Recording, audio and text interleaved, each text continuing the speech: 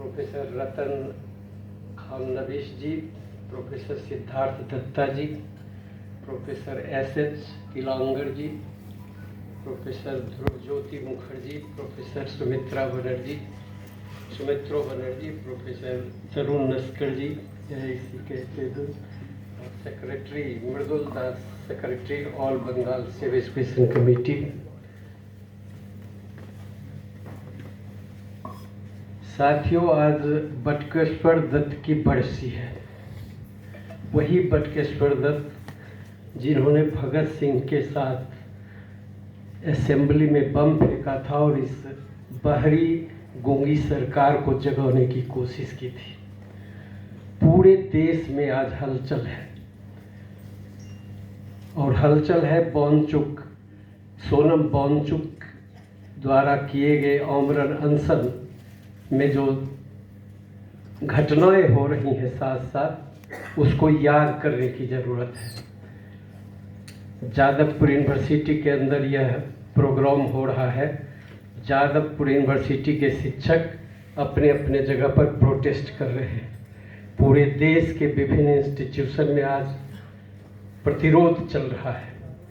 क्यों चल रहा है प्रतिरोध? इस सिस्टम के खिलाफ। और एजुकेशन सबसे बड़ा इशू बन गया है।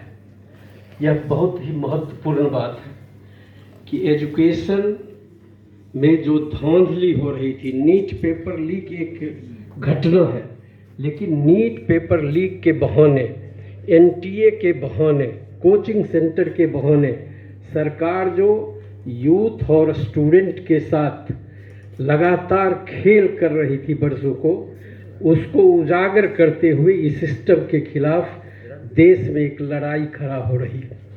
आज पूरे देश में जिस तरह से स्टूडेंट, यूथ, वर्कर्स, शिक्षक, कर्मचारी और तमाम सेक्शन के लोग आज सोनम वांगचुक के साथ खड़े हुए हैं, जिस तरह से पूरे देश में सोनम वांगचुक के अनशन को एक सपोर्ट मिला है, यह एजुकेशन सिस्टम को ही नहीं पूरे देश की व्यवस्था को चुनौती दे रहा है।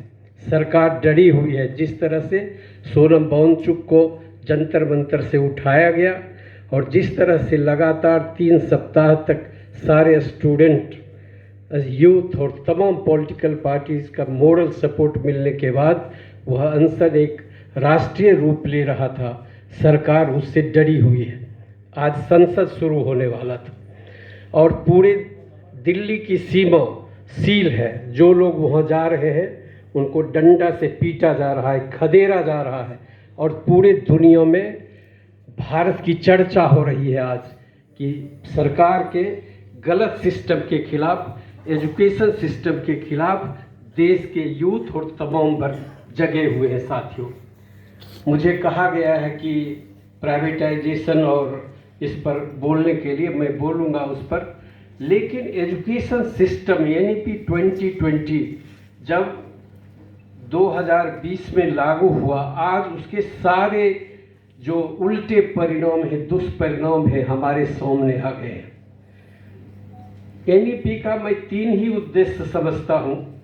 एक, कि इसका शिक्षा का पूरा निजीकरण हो।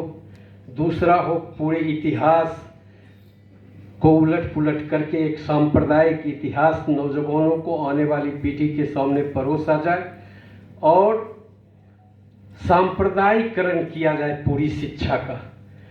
जो हमारी बहुलतावादी साझी संस्कृति है उसको एक रूपता देने का यह एक प्रयास है और आप देख रहे हैं उसका परिणाम क्या हो रहा है। पूरे जब भी ये सरकार पूरा इलेक्शन बोर्ड में रहती है हमेशा, और इलेक्शन का मूल सूत्र इन्होंने हिंदू, मुस्लिम और सांप्रदायिकरण को बना रखा है।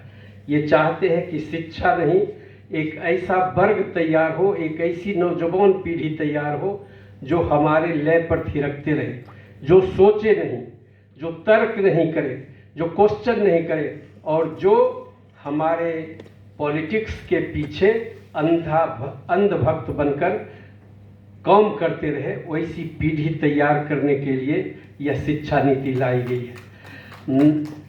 नेशनल एजुकेशन पॉलिसी 2020 अपना असर दिखा रही है और उसकी विधायी परिणति के लिए, उसको कानूनी जामों पहनाने के लिए अब विकसित भारत शिक्षा अधिष्ठान बिल लाने वाला था।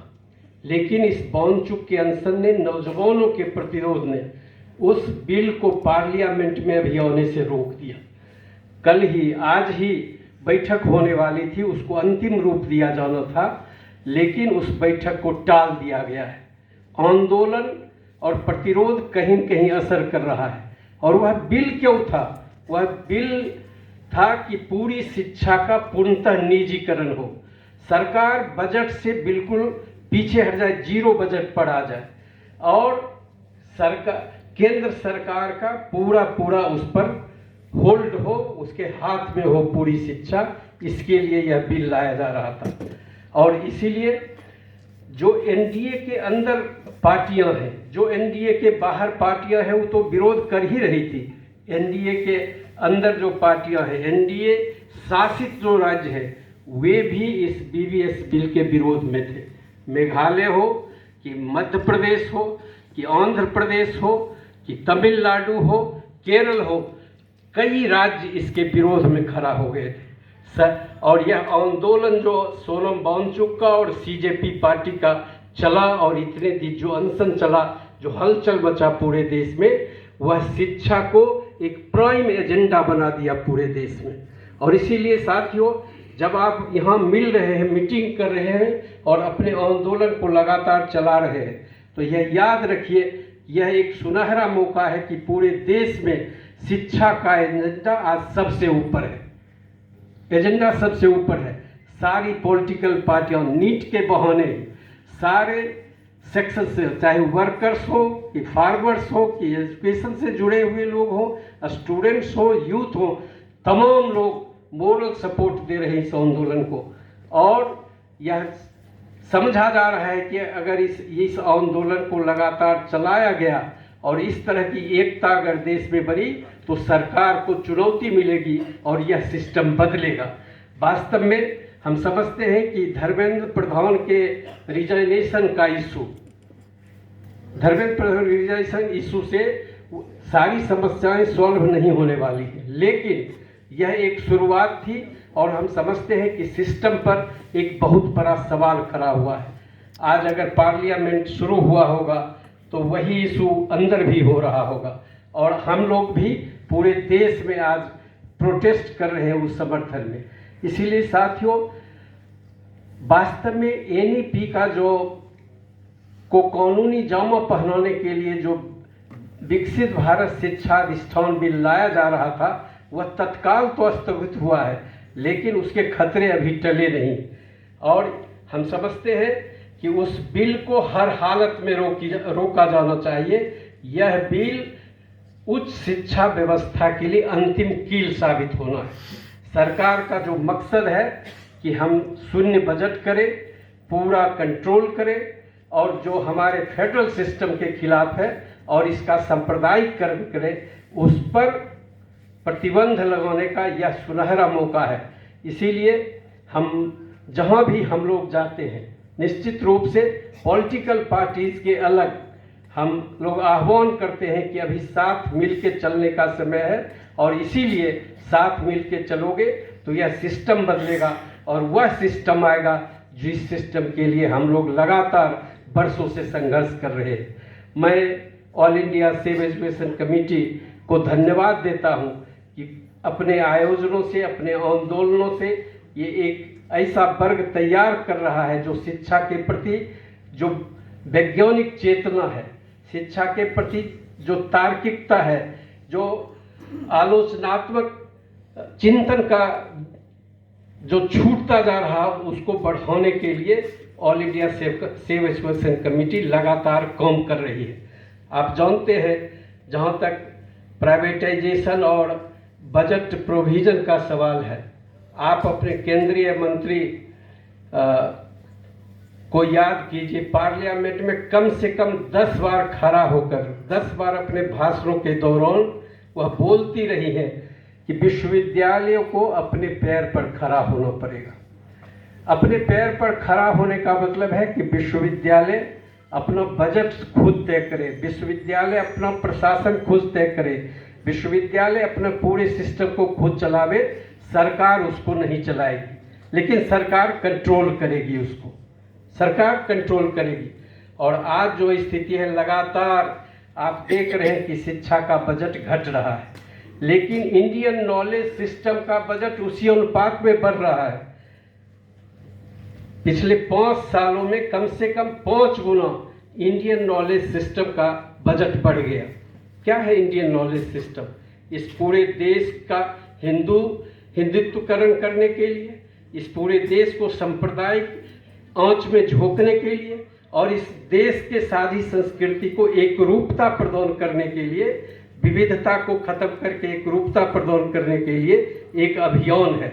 उस अभियान में उसके तमाम संगठन लगे हुए हैं, और जो भी लोग इस देश के संविधान को समझते हैं, जो भी लोग इस देश के लोकतंत्र को समझते हैं, जो भी लोग इस देश की साझी संस्कृति को महसूस करते रहे हैं, जो भी लोग इस देश की आज़ादी के मूल्यों को समझते रहे, आज़ादी का, स्वाधीनता आंदोलन का जो संघर्ष रहा है उसके मूल्यों को समझते रहे हैं, वे इस देश में इस सरकार का, इस सिस्टम का और इनका विरोध चल रहा है। शुरू से ही एनईपी को वापस लेने के लिए शिक्षकों ने, छात्रों ने, तमाम स्टेक होल्डर्स लगातार मांग करते रहे। सरकार एक की नहीं सुनी। कैसी सरकार है आप समझ सकते हैं कि सोनम वांगचुक जैसा मशहूर वैज्ञानिक और कई राष्ट्रीय अंतर्राष्ट्रीय पुरस्कारों से सम्मानित व्यक्तित्व को जब अनशन पर मरने के लिए छोड़ देती है सरकार, सारे देश के लोग आते हैं लेकिन सरकार का एक प्रतिनिधि मिलने नहीं जाता और पुलिस जबरदस्ती उठा कर ले जाता है। तो एक तरह से अघोषित आपातकाल में हम लोग जी रहे हैं। डेमोक्रेसी तो संवाद पर चलती है, डेमोक्रेसी तो आपसी विचार विमर्श पर चलता है। यह कैसी डेमोक्रेसी है जिस पर हमारी जेन्युइन बातों को भी सुनने के लिए सरकार तैयार नहीं है और उस पर विचार विमर्श करने के लिए तैयार नहीं है। और उसी की उपज है एनईपी 2020, जिस समय लाया गया था। आप जानते हैं कोविड था, विश्वविद्यालय बंद थे, असेंबली बंद था, पार्लियामेंट बंद था, तमाम लोग घर में गए थे जी, जस्ट तमाम लोग बंद थे। तब उस समय एनईपी लागू किया गया। आज बीवीएस बिल लाके उसको अमली जामों पहनाने की कोशिश हो रही है। और बजट का जहाँ तक सवाल है, आप देख रहे हैं कि self finance course, self finance universities, private universities को बढ़ावा दिया जा रहा है, कंसल्टेंसी सर्विस को बढ़ावा दिया जा रहा है, उसके बाद आउटसोर्सिंग को बढ़ावा दिया जा रहा है। और सरकार का बिल्कुल अंतिम मुकाम है कि 2035 तक हमको शिक्षा के बजट को शून्य करना है। हम बजट नहीं देंगे, स्टूडेंट से फीस वसूल के और तमाम सोशल लोगों से चंदा जुटा के, रिलीजियस फंड से चंदा जुटा के इसको चलाया जाना चाहिए। और बजट शून्य जब होगा तो शिक्षा किन के लिए होगा? बजट शून्य जब होगा तो कुछ लोगों के लिए शिक्षा होगी, पैसे वालों के लिए शिक्षा होगी, और आने वाले दिनों में उसी रास्ते पर सरकार चल रही है। इसको चुनौती देने की ज़रूरत है, इससे लड़ने की ज़रूरत है और इस सिस्टम को बदलने की ज़रूरत है। हम समझते हैं कि आप उस दिशा में बढ़ रहे हैं, देश बढ़ रहा है, और अब इस आंदोलन को अगर हवा मिला और आगे आने वाले दिनों में यह आंदोलन आगे बढ़ा तो यह सिस्टम बदलेगा, सरकार बदलेगी और हमारा मकसद पूरा होगा। इन्हीं शब्दों के साथ बहुत बहुत धन्यवाद। Thanks a lot, Professor Arun Kumar ji, for your nice presentation. Now I would like to request Professor Dhruvodjyoti Mukhopadhyay